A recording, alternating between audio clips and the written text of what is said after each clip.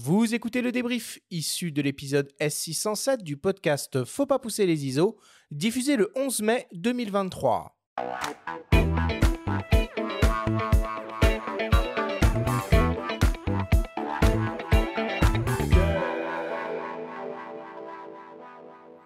Nous sommes toujours avec le photographe Olivier Lavielle pour parler photo d'avion.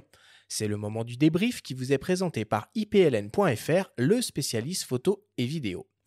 Olivier, si on devait essayer de résumer en quelques minutes tout ce que l'on s'est dit pendant cette émission.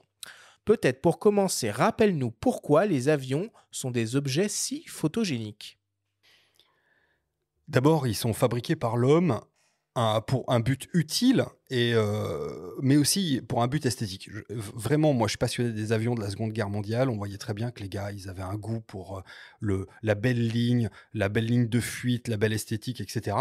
Ils rappellent aussi une époque où c'était héroïque de faire voler des gens et de faire voler des avions. Et puis, c'est quelque chose de... c'est des véritables traits d'union entre les peuples. C'est cette façon qu'ont eu les hommes de se rapprocher les uns des autres. Juan Tripe, qui était le patron de la Paname, avait dit « Et d'un seul coup, nous avons rétréci la Terre ». Et typiquement, ça n'aurait pas été possible sans l'outil avion. Avion, d'ailleurs, qui est un mot français, qui a été inventé par Clément Ader, qui, quand il a créé le premier aéronef, l'a appelé l'avion. Voilà, c'était ici, en France, c'était fin 1800. Et voilà, donc d'abord, c'est français, c'est beau, c'est un bel objet, il a beaucoup de poésie en lui, il y a énormément d'aventures à raconter autour de l'aviation, puis c'est le rêve de tout le monde que de voler, et c'est l'avion qui nous le permet. Et puis la littérature et le cinéma, on est bourré, quoi. Enfin, tu as cité Syntex pendant l'émission. Il y a pas longtemps, j'ai vu La promesse de l'aube, qui est adapté du roman de Romain Gary. On voit aussi son passé d'aviateur. Enfin là, pour le coup, si on veut s'inspirer en termes de Je vous conseille un vieux film en noir et blanc qui s'appelle Au grand balcon, et c'est l'histoire du début de l'aéropostale. Donc ça, c'était à Toulouse, et c'est là où tous les plus grands sont révélés: Guillaume, Saint-Exupéry, Mermoz, etc., etc. Et c'est vraiment l'histoire du début où ces gens-là, je suis désolé, mais ils avaient des couilles vraiment, quoi. C'est-à-dire que ces mecs-là montaient dans des avions qui ressemblent à des cerfs-volants. Quand t'entends leurs anecdotes, ouais. Ça c'est proprement hallucinant, quoi. Et encore une fois, ces mecs-là, comme Clément Ader, le jour où il décide de faire voler... Clément Ader, il fait voler son avion que sur 50 mètres. C'est ridicule aujourd'hui, parce qu'on traverse la planète. 50 mètres. 50 mètres pour 60 ans plus tard marcher sur la Lune. 50 mètres pour peut-être 100 ans plus tard marcher sur Mars. C'est une aventure humaine incroyable. Incroyable. Et quand on prend une photo d'un avion, c'est ça qu'on exprime, en fait. On a derrière chacun de ces objets-là toute cette aventure humaine incroyable qui peut-être un jour nous emmènera beaucoup plus loin que Mars. Où est-ce qu'on peut trouver des avions à photographier simplement et facilement ? Les musées. Aéroscopia, le Bourget, le musée de l'arrêt de l'espace au Bourget, c'est absolument magnifique. Mais les meetings aériens aussi, donc La Ferté, le meeting de La Ferté qui est vraiment génial. D'ailleurs, La Ferté, vous pouvez y aller aussi hors meeting. Il y a là-bas une organisation qui s'appelle, je ne sais plus, AJBS, Jean-Baptiste Salis, voilà, c'est ça, qui refait en fait toute une flotte d'avions légendaires. Donc, ils ont des avions absolument incroyables, et quand vous y allez le week-end, même hors meeting, vous pouvez les voir voler là-bas. Donc vous vous garez sur le parking de l'aérodrome, vous vous mettez le long des barrières, et vous verrez des avions absolument magnifiques, et vous verrez que vous pouvez aussi discuter avec ces gens-là qui sont des passionnés et qui vous montreront peut-être ces avions de près.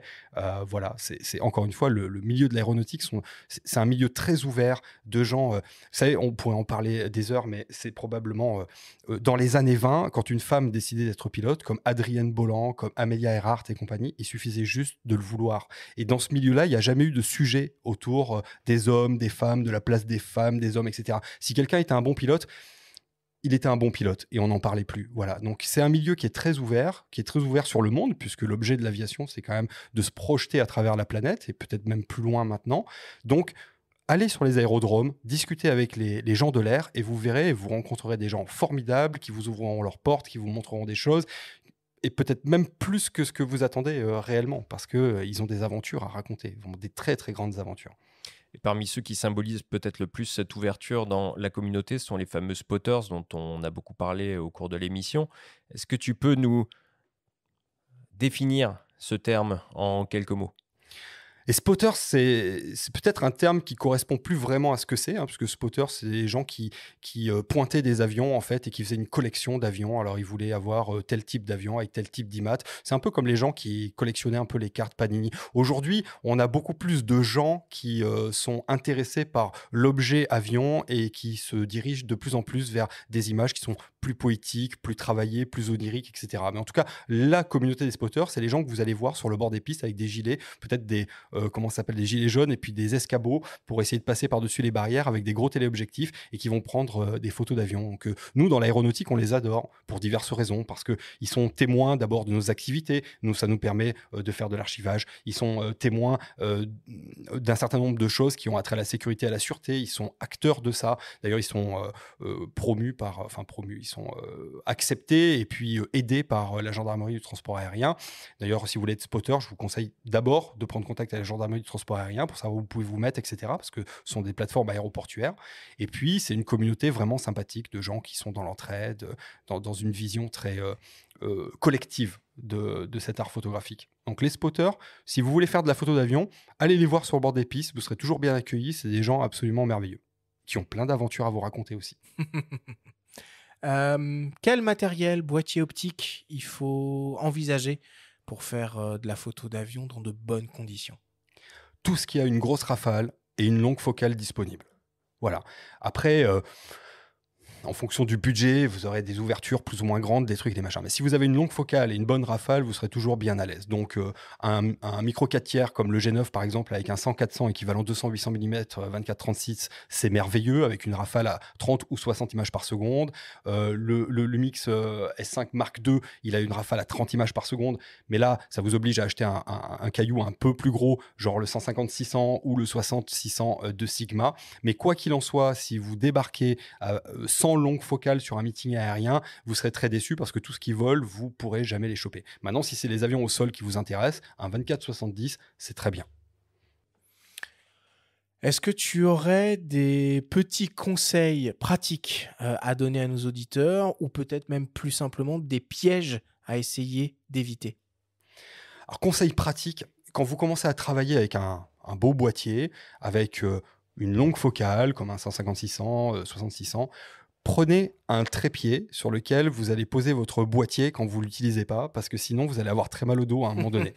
C'est un bon conseil, mais j'aurais jamais pensé à le prendre. Parce qu'on a beaucoup parlé de main levée là, au cours de l'émission, on prend quand même un trépied, quoi. C'est ça, parce que sur les mouvements d'avion, en fait, vous avez des avions qui vont venir et puis qui vont devoir atterrir. Le temps qu'ils atterrissent, les autres se préparent. Et puis, bon, là, il va se passer, peut-être 8-10 minutes pendant lesquelles il ne va rien se passer sur un meeting aérien.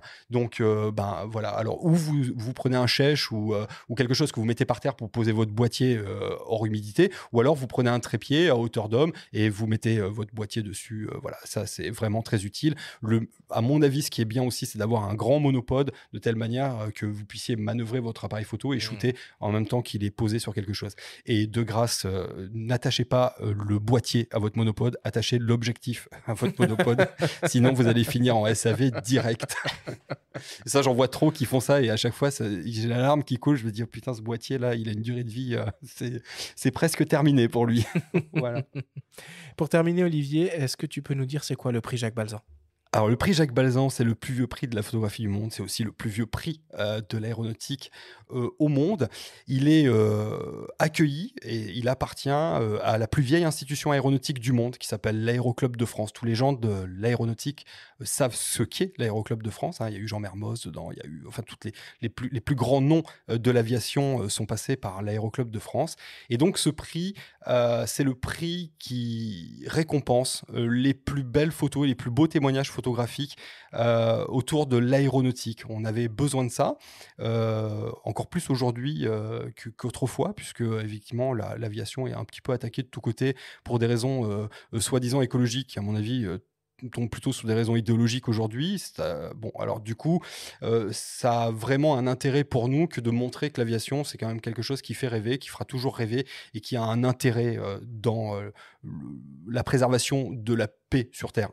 Là, c'est très simple, hein. Vous prenez les 2 années du Covid, on a fermé toutes les frontières, on a empêché les avions de voler et c'est redevenu le bordel comme en 40. Hein. Donc, vous voyez très bien que l'aviation, à partir de la fin de la Seconde Guerre mondiale, elle a permis justement de se faire rencontrer les gens, en fait. Et c'est beaucoup plus difficile de se taper sur la gueule quand on se connaît.